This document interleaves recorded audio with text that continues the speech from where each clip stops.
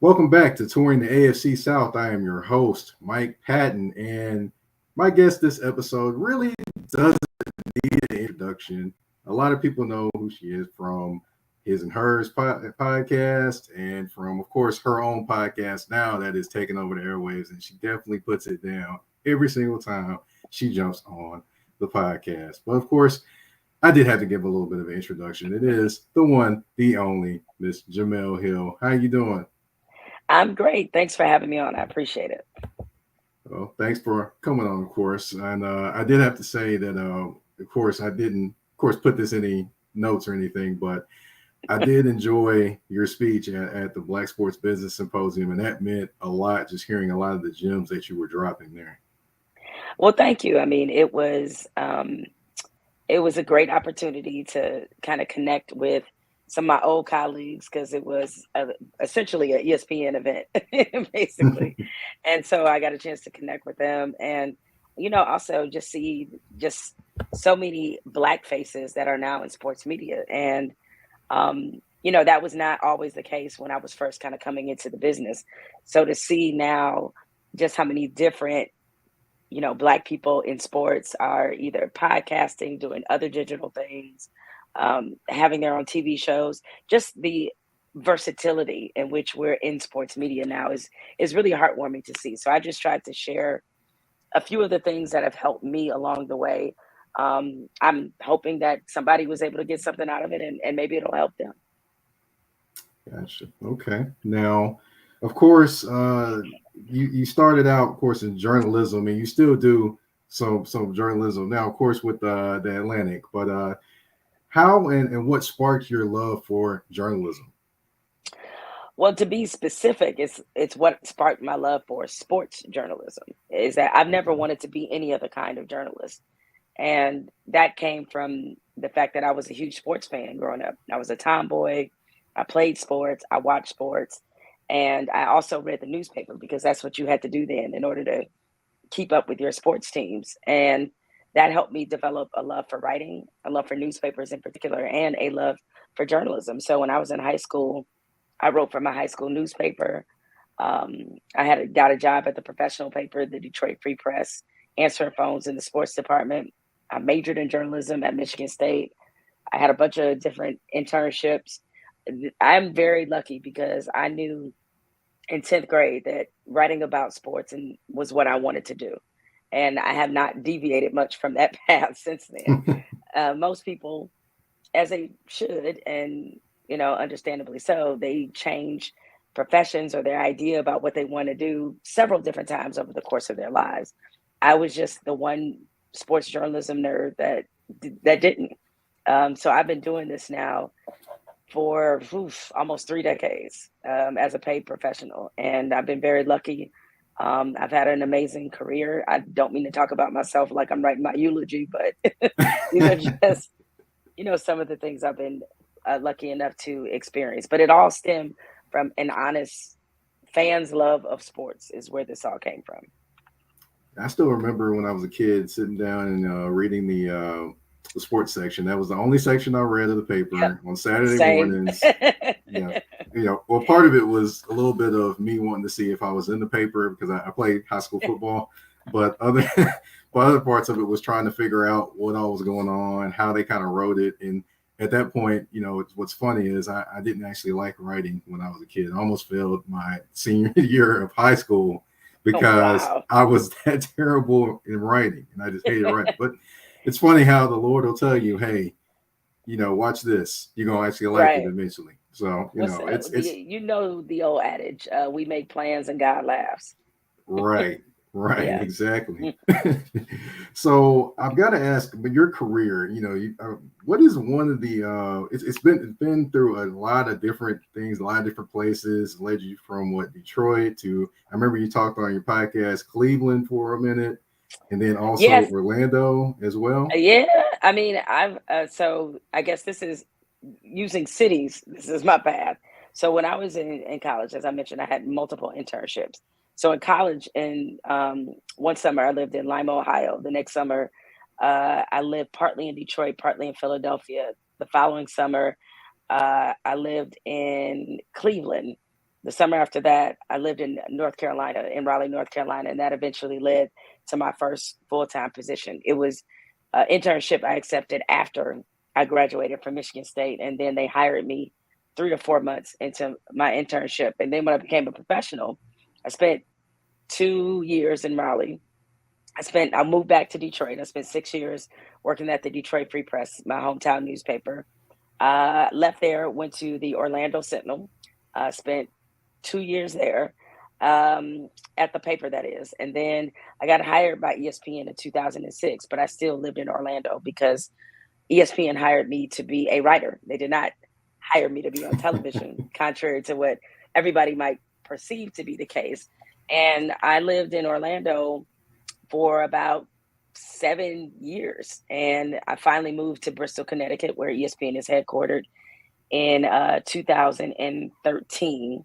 And after I was done with ESPN, after I was done with SportsCenter, I moved to DC for about 6 or 7 months, left ESPN altogether. Then I moved to Los Angeles, where I live now. So I'm now living in the sixth city I've lived in since I became a professional. All right. So, of course, like you mentioned previously, you have been lucky to do sports journalism for a long time. Of course, I'm gonna get to some of the questions in the touring the AFC South inbox because, well, I'm gonna ask it now. They actually keep asking, "What's in the red cup?" First of all, to quote Lil Wayne, "What's in my cup is in my cup." No, but in all seriousness, it's just rosé. It's just a rosé. It's 5 o'clock here, so I don't know what y'all doing, but it's 5 o'clock here in LA. All right. Now, of course, we talked about your journalism career, but have you ever had a time where you thought about potentially changing careers? Never. It's never happened.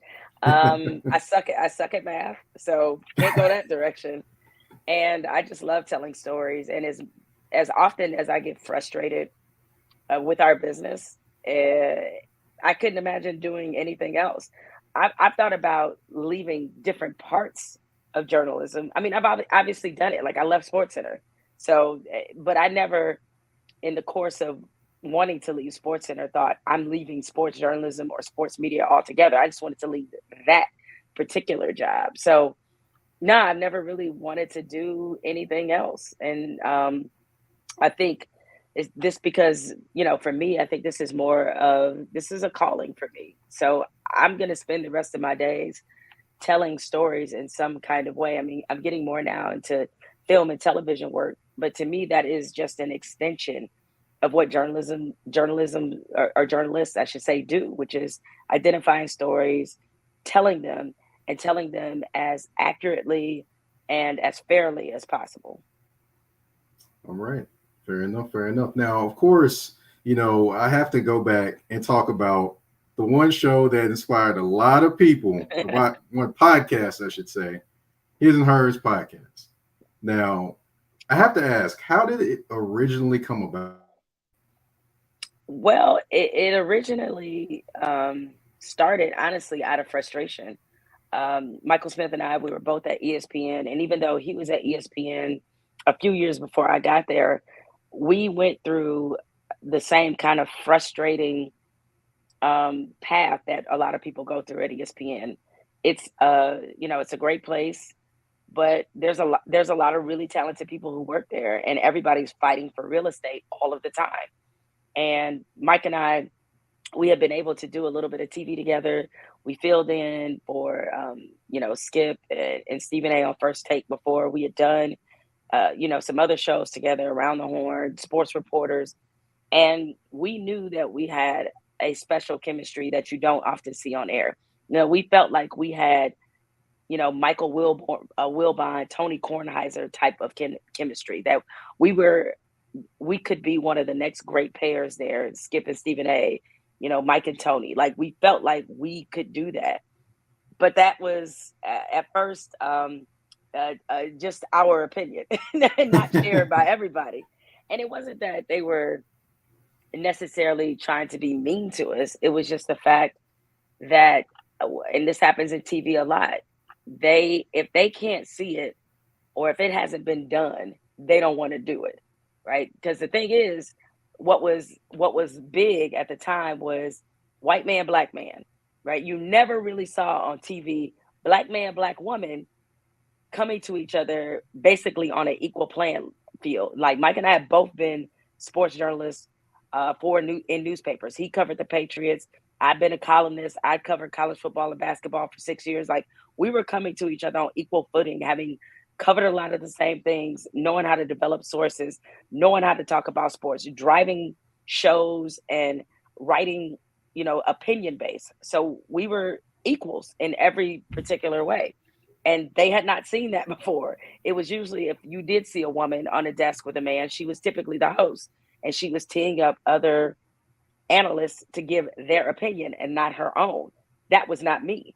So it was very much an anomaly. And because we were both black, because again, the thing is, I said that one of the greater tricks that PTI pulls is that Mike and Tony are the same person. It's just one of them is white. They're great friends. They have a very similar world view. They definitely argue about some things. So I'm not saying that doesn't happen, but because you optically see a difference racially, you think like, oh, this is a show about differences, about these two people who clash all the time. Mike and I didn't have that because optically you saw two black people that were around the same age, even though one is a man, one is a woman. So I remember this producer told us one of the reasons why he didn't feel like we would make it as a television pair, or we shouldn't have our own show, is because we thought too much alike. Now, anybody who's listened to us knows that is not the case, but he was thinking too much optically. Like people are going to see y'all and think y'all think the same, and that couldn't be further from the truth. So basically, to answer your question, we got tired of being rejected, and we went to a woman named Sharita Johnson, who ran ESPN Audio at the time, was in charge of podcasts. And we were like, forget it. We'll just turn what we want to do into a podcast. Because, Mike and I, we both were in Bristol a lot at the same time. So we would hang out, go to dinner, just chit chat, talk. And we had like amazing conversations. And we're like, man, it'd be great if we could bring these to a sports platform. And so that's what we tried to accomplish with the podcast. The thing is, we didn't really want to talk about sports. We were just like, can we just talk about all the black movies we saw growing up, or can we just talk about, Beyonce performing at the Super Bowl, or whatever was hot in black culture or in pop culture at the moment, or, whatever it may be.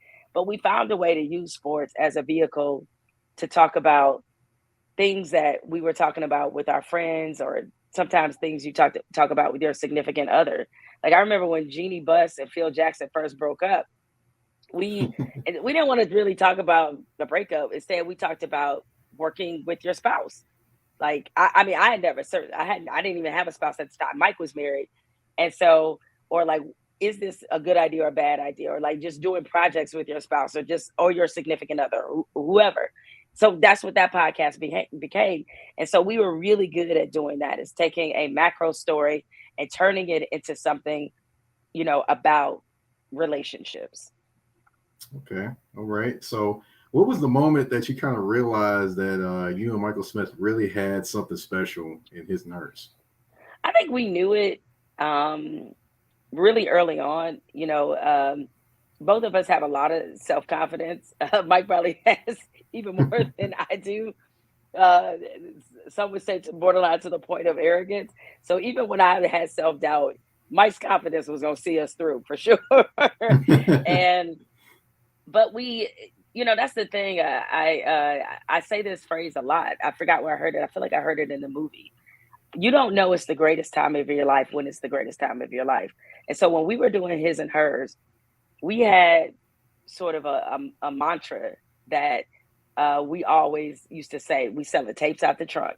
Like in our mind, we just grinded, and we're not even fully aware of some of the things that we're doing, even though we know now that those things just aren't done. Like people weren't doing skits about coming to America and like all the crazy stuff that they allowed us to do, or they weren't doing stuff like that we were fully and completely ourselves every single day. And that was the only way that we were going to do the show. That was our terms and conditions. So we got away with doing just a lot of really different things that at the time, because we were so focused on sometimes what we didn't have, we had like a big chip on our shoulder. And because we were so focused on what we didn't have, we didn't even a lot of times realize the special moments and memories that we were creating in real time. Now, speaking of moments and memories, what is your most memorable moment? I know I remember the boys in the hood. I believe it The Boys in was. the Hood Yes, I skit. remember Oh that one. man. So let me give you a little backstory, a quick story about the Boys in the Hood skit. We absolutely did not want to do that. Um, Number one, after we did Coming to America, I thought we were done because I'm like, there's no way we could do any skit better than that. Like, we can't do it. We pulled off the Magnus Opus, like it can't be done. And then we started sort of thinking, like, but what if we did this? And sooner or later, we convinced ourselves to do one. I thought we were done after Anchorman because I was like, guys, we actually blew a ton of money doing this. I mean, we filmed that at ESPN's headquarters. We literally lit a man on fire to pull off the fight scene in Anchorman. Real talk. That's a real horse, okay? Like I mean, the whatever was the his and hers budget, we blew all of that on that one skit. Like we could, I mean, it's amazing they didn't have us doing the show out of a garage after that because of how much money we spent just to pull that off. So by the time we got to Boys in the Hood, and our producers suggested that because we had done, so many good ones, Step Brothers, or we had done Empire, like so many of them. And I thought we were kind of retired, and they were like, "You guys should do Boys in the Hood. You guys should do it." And realized at this point we have like, I think at that point we had one black producer. These are all white people suggesting this. We're like, what? Okay, but one thing about Mike and I is that when we commit, we commit. So they talked us into it. We did it. And lo and behold, there I was drinking a 40 on national television on ESPN. And yes, it was a real 40. We sent a production assistant to the liquor store to get me one because I was like, I'm not a method actor. I need the real thing. So yeah, I mean, memorable moments. It was just so many. Of course the skits are good, but I know that that's a lot of what a lot of the audience remembers, but I remember our conversations just as much. I remember the day after Philando Castile was murdered, we had a 16-minute conversation about police brutality on air. When Colin Kaepernick was getting blackballed from the league, we had like a 20-minute conversation, realizing TV, this is not done. Like most times your first block in your show should be between 6 to 8 minutes. We said, forget it, blew through every stop sign possible because we were going to keep talking because we had a lot to say. Those are the conversations I remember, the most, because we knew that there wasn't a single show at ESPN that was addressing that issue the way that we did, or even daring to talk about it at all. So, and I think, our audience, the culture really appreciated it, but it was very much who we were. And so those moments for me will always be the most special out of anything. And certainly we had some laughs. I mean, Mike hit me in the face with the papers when he cussed on TV. He got a pie smashed in his face. I mean, we did a lot of goofy stuff. I was just like, wow, they really let us do this at work. That's crazy. Now, I can't go on without saying that you are definitely a great example of a powerful Black woman using her power to actually affect change and do great things. So what do we owe that development of who you are now? It's who I've always been. Now, maybe not in this unapologetic format, but I've always spoken my mind. And I'm the kind of person where I may not always, I don't, despite what the perception is, like, I don't take up every issue. I don't walk around angry. I don't just say, like, oh, I got an opinion about everything. It's just when I have something to say, I'm going to say it. And I'm not going to apologize for what I said. And I'm going to have the mentality of, I said what I said. Okay, because I think very carefully about the things that I do say. So when I say them, I'm already thinking about, I've already, I should say, thought about what the fight is going to be.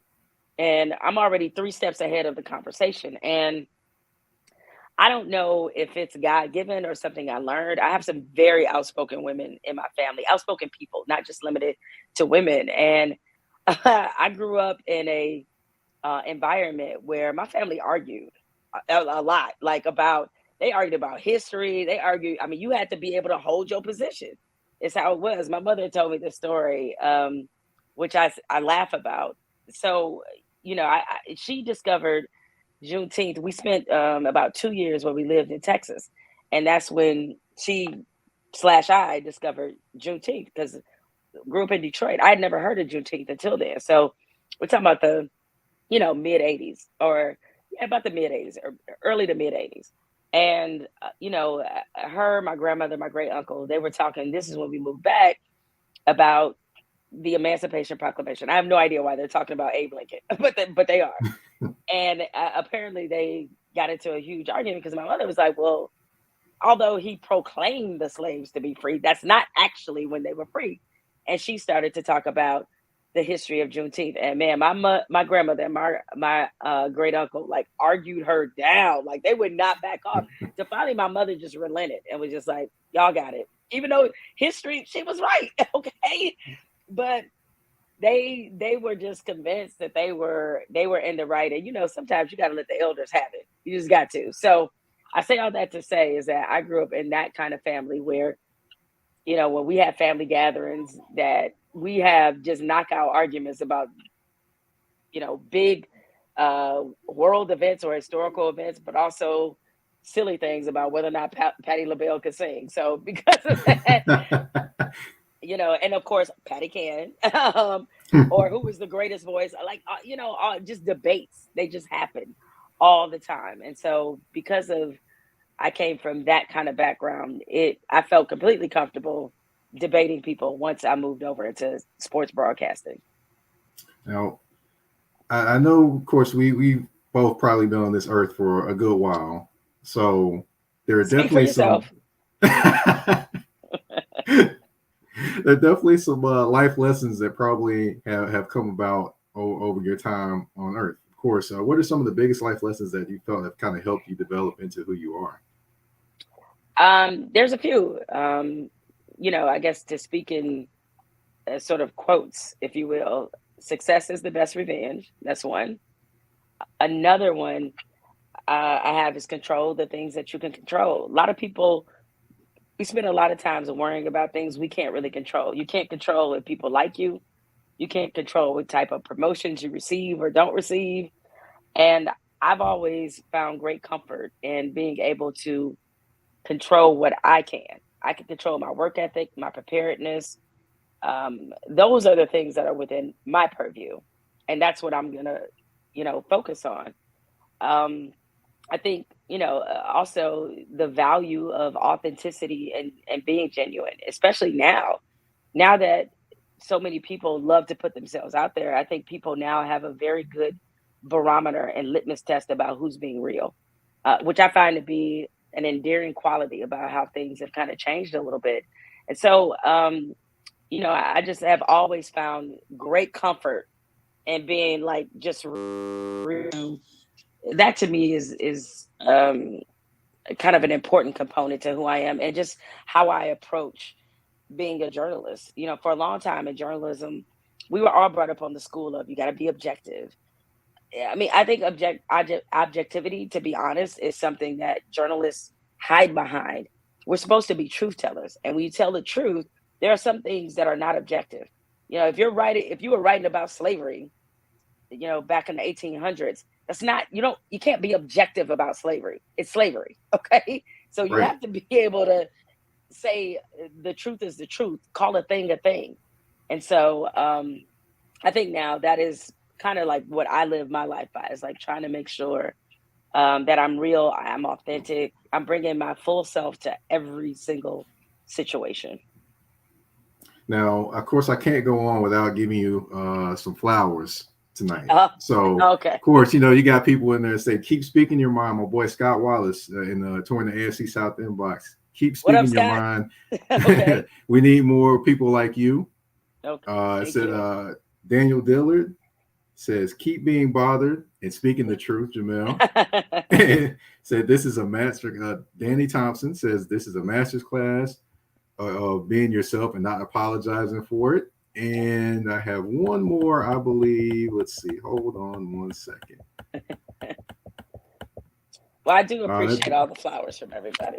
Oh yeah, of course. Of course, I'm not gonna let you get off here without giving you some of them. Well, let me just say this. The reason why I have to vocally say that is one thing I'm trying to get better at. And I feel like maybe this is a condition that specifically applies to women and especially Black women, is that a lot of us aren't great. I won't say most. A lot of us aren't great at receiving compliments. I know I certainly am not.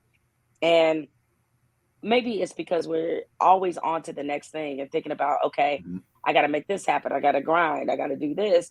And so you don't spend a whole lot of time patting yourself on the back. And I'm not saying that you should, but I do think there are moments that cause for pause, reflection, and gratitude, and also you celebrating the journey that you're on. And I have not done that very well at all. In fact, I'm terrible at it. And so in these moments where people want to express to me that, like, oh, I appreciate what you did, I want to say thank you, because usually in the past I would deflect and say, oh no, and just try to minimize it. But now I'm learning how to say thank you. So this is very much timely in terms of my personal growth. I hear you there. And I got one more that actually wants to say something. It's like, Camila, your point of view is strong, clear, and needed. Love you in this space. Well, thank you. I appreciate you saying that. Now, I do have to say something as well, that I actually have the same kind of thing that you're talking about. I actually have that too, because I really can't. When people tell me something, I'm like, okay. So right. I totally get exactly where you're coming from. But you have to practice not doing that. Next time somebody pays you a compliment, just learn to say thank you. I appreciate that. Right? Don't figure out a way to try to minimize it, deflect from it, take the attention off of it. Like I don't, even though I like, we're both in professions that require us to be the center of attention. I don't actually love being the center of attention, but I'm learning not necessarily to be the center of attention, but to recognize that there are people out there who really like and want to hear what I have to say. And it would be doing a disservice to them if I was always figuring out ways to try to act like that's not happening. You know what I mean? Right. Now, of course, this is an AFC South show, and I definitely would love to get some of your opinions on a few things. No, geez. Now, one is I've got to talk about the city I'm in. I live in Nashville. So, right. Of course, the Tennessee Titans are here, and when they're good and when they're bad, people still don't want to actually show them kind of credit for who they are. And of course, fans talk about it all the time. And they're, every time fans talk about it here, I tell them every time, please stop talking about the media, talking about you, because when you do, that's when you lose. But they never listen to me, and it always happens. So, quick question I got is, why do you think it is that when Tennessee, is it just a small market thing, or is it just because they're not the sexy team that everybody likes to see when they're winning? So it makes sense though, given the fact that, even though Nashville, with that small market thing is really interesting. Like Jacksonville to me is a small market. Nashville, I don't know. I mean, we have to stop being in this mindset that if you're not New York or LA, Miami or Chicago, you're a small market. Like there's a lot of people who live in Nashville, you know what I mean? And I know that the Titans may not always lead every topic when you look at debate shows or sports shows, but what naturally happens, and I actually think it's kind of a good thing for a fan base, is that a certain chip develops. Like I went to Michigan State. We probably have the biggest chip on our shoulder in the Big Ten. Like we petty. Okay, petty. We hate the University of Michigan with good reason, because we're good people. And anytime Michigan gets anything over us, like we ready to like fight to the death because we find it to be just, sort of a spur in our spirit, if you will. There's some advantages to being in a small market. One, I think the fan base, the way they relate and the way they frankly support the team, I think is a lot different. Like here in LA with the Rams, I mean, no offense, but they can take offense. I don't care. I ain't from here. But a lot of LA fans did not start jumping on the Rams until they actually won. You know what I'm saying? Like, I don't mean the Super Bowl, but until they really show, like, oh, this team really might do something. A lot of it has to do with the fact that, they went through a serious gap of not even having NFL football. So I get that. But the Rams are just kind of trendy and cool, and people were all up on them. I guarantee you, let the Rams go through some tough times. And that's when you go see who are the real fans. But, the only team here that is supported to me, regardless of record, is the Lakers, because that's what they grew up on. So it makes a lot of sense. So what I would say is that I think the chip on the shoulder is healthy. It really is, because when it's finally time to cash in and y'all win the big one or go back to the Super Bowl, like the victory is going to just taste so much sweeter because you've been there the whole time. Like, the history, you've been there through every step, you've suffered through some things.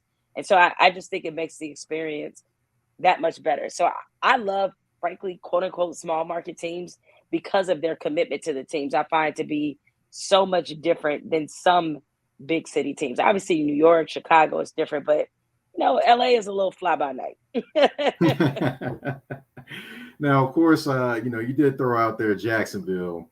Now, Yep. I'm going to put you in charge of Jacksonville. Oh, God. They just cannot consistently be good or get out of their own way. Mm-hmm. What would you do to make them consistently good? Well, I give them a little credit. In the off season, they have spent a lot of money. Okay. And it kind of starts there. They do have the major piece. They have a quarterback. They have a guy in Trevor Lawrence that they think is going to be their quarterback for the next 10 years. A lot of people don't have a guy, so they at least have a good starting point. I think it's really hard in the NFL to sustain success because, we're in a salary cap free agent type of era. Hence why you look at somebody like Bill Belichick and the Patriots and what they built, that's really hard to do. Like, everybody can't do that.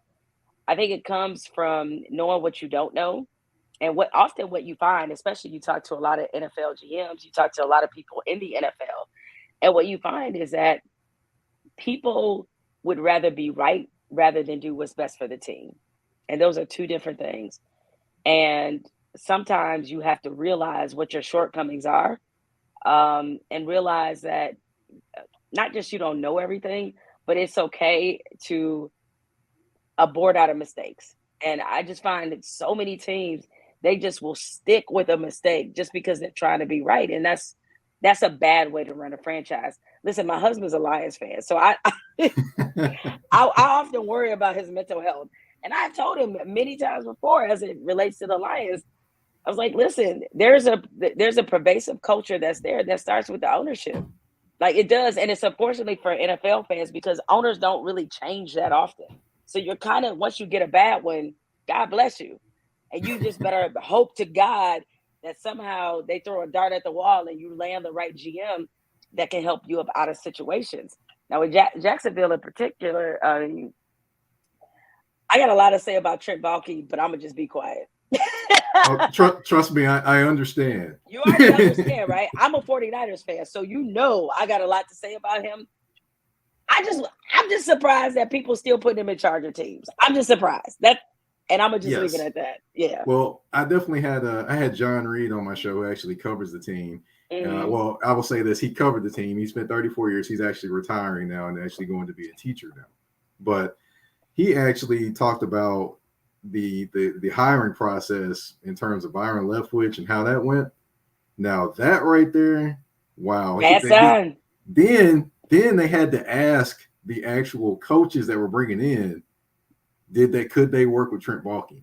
And that's where Byron Leftwich said what he said, and that's where it kind of spinned out. But he wasn't the only coach that said that. The coach in Denver was the one that said it too. What does that tell you?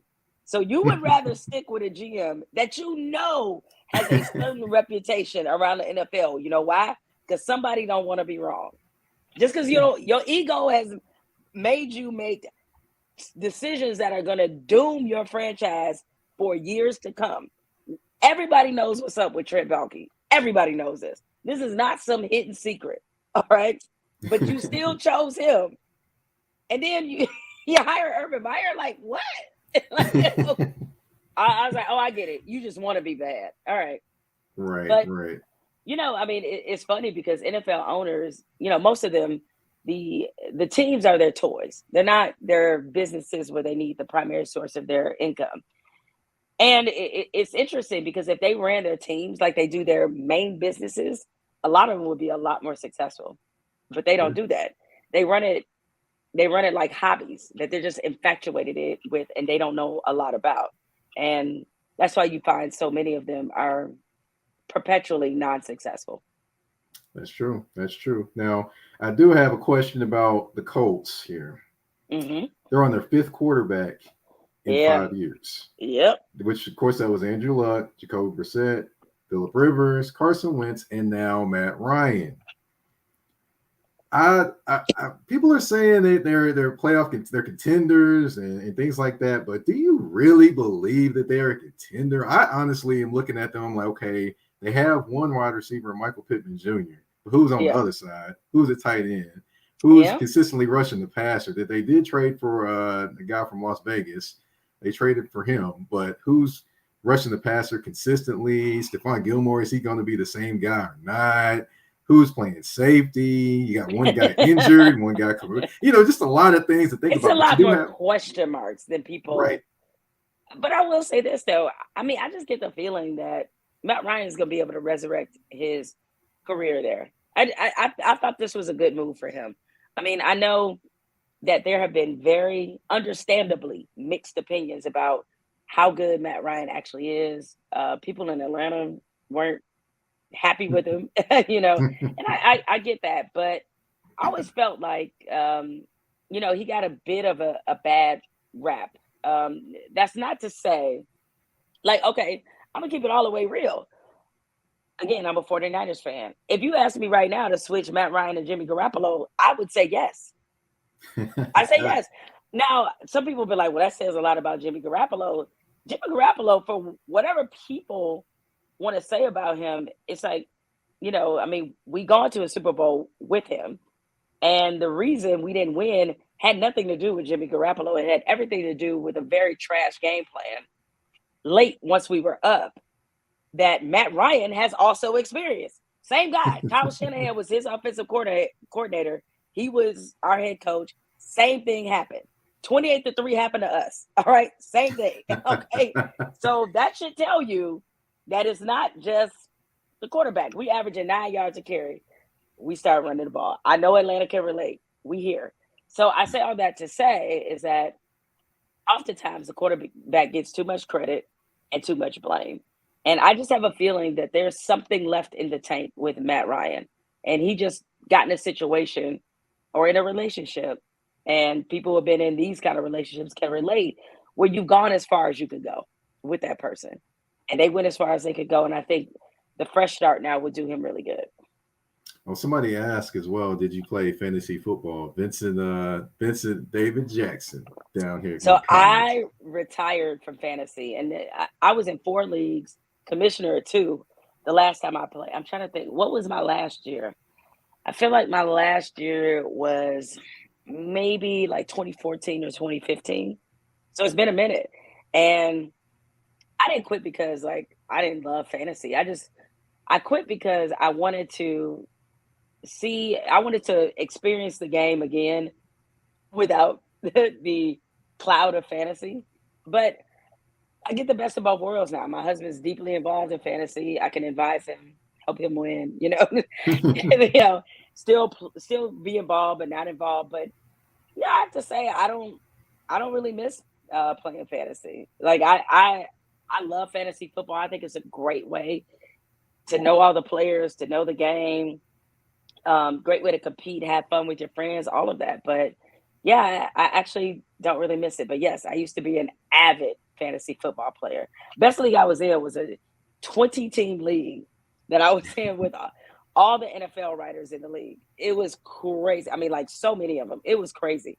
Like you had to trade in that kind of league. And the trades, I mean, I really felt like I was an actual GM of a team. It was like the trades were crazy. You said that they're trading for like, you know, like the third string tight end. Like, what am I doing right now?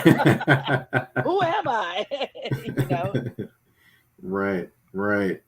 Now, of course, we do have the Houston Texans in this division, and you know, it's a lot going on down there. And you know, I just want to send some prayers out to Lovie Smith because boy, oh boy, he's starting from the bottom for real. Hopefully, he can go from up there to here like Drake did, but you know, we'll see what happens there. It's tough. I mean, I root for Lovie. I want Lovie to do well, but I think the entire way of how they've done their last couple coaching hires have been really distasteful.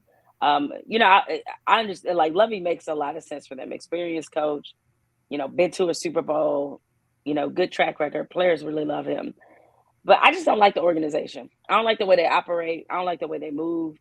As we're seeing with this Deshaun Watson stuff, there's a lot that is still coming out about their role in it, which I always felt like was underplayed. And even before, when they tried to hire Josh McCown, it was like, it's just something about, I mean, it's just something about this organization that is very clown carish. So I hope he's able to overcome that as I would any black coach. Would love to see them have success, but I just don't get a good feeling about them. Right. Yeah. Me not as much either, but we'll see what happens. I'm rooting for Lovie, but I'm kind of rooting and like mad at the same time. I'm kind of confused when I'm cheering for them. But of course, we have reached the end of course, you know, the question I do have for you, you know, in that sense. But of course, we do have a game. I've got 6 questions for you. Oh, geez. Okay, good. I'll go. I've got two choices for you, and I know you're familiar. This sounds very familiar. Yes, little familiar, but you know, hey, I kind of switch it up and do a little bit of sports kind of way. Okay. Now I've got the first one is Steve Young or Joe Montana. Oh, Joe Montana. and listen, I say this, I hated Steve Young for a long time, like because I felt like he was the reason that. I mean, he was the reason that they got Joe Montana up out of there. And it's hard for me, even though, listen, Steve Young, phenomenal quarterback. I grew to love him, like really love him. But Joe, can't compare him to Joe. Joe brought me so many great childhood memories. Cannot compare him to him. All right. Now, writing or podcasting? Writing. Writing is always going to be my first love. It's the thing. You know, the great thing about writing is like you never really retire from it. I could write when I'm 80. And it's the thing I felt like I was naturally born to do. So always writing. All right. Now, of course, we got His and Hers or Jemele Hill and Unbothered. You got to put them both against each other. Wow. That's dirty. That's really, really dirty. These are two different types of experiences, but you know, I have to say because, and this answer is just based off the reception that I often get when I'm out in public, and you know, especially when people see us together. Like Mike and I were together just recently. A mutual friend of ours celebrated a milestone birthday, so invited a bunch of us to Mexico. We were all on vacation, and just me even putting the picture up of us together, people were like, "Oh my God," you know. And when people talk about how much they watched the show and loved it and the stuff that we did, and it really left a cultural imprint. I'm going to say His and Hers because I think I didn't realize this till after it was over, just what it meant to people. And so I'll say that. All right, I got another one for you. Aretha Franklin or Diana Ross? Oh, Aretha. And I love Diana Ross. You picked two of Detroit's finest. But Aretha, I mean, Aretha to me is the greatest voice of all time. No disrespect to obviously Whitney Houston or Mariah, it's Aretha Franklin. I mean, I had a number one hit literally every decade, and so the imprint that she left on Detroit and the fact that she lived there her whole life, it's Aretha. Now I've got Barry Sanders or Isaiah Thomas. Oh, for me, it's Isaiah. Isaiah was my favorite player growing up. And realize I'm not a Lions fan. Love Barry Sanders. Barry's the homie. I think he's the greatest running back ever. But Isaiah, for what he meant to me as a burgeoning sports fan, to grow up during that Bad Boys era, I mean, he poured his entire soul into Detroit. So Isaiah, number 11. I still remember him sprained his ankle, still playing against the that's right against the Lakers and hopping up that's and right. down the court. Yes. Killing them. And I don't care if this is controversial. I don't really think it is. Yes, he was better than Allen Iverson, and people need to stop saying he wasn't. Isaiah Thomas was better than Allen Iverson. All right. I said what I said. I said what I said. Now I got a bonus one for you. Below Deck or Real Housewives of the Potomac? Yeah, I've been listening to the show. You've really done your research, huh?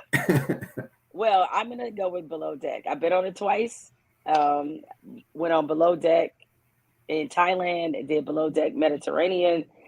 So I'm gonna say Below Deck, even though Real Housewives of Potomac became my obsession. Like I was in it. I was in the hive. I was in it.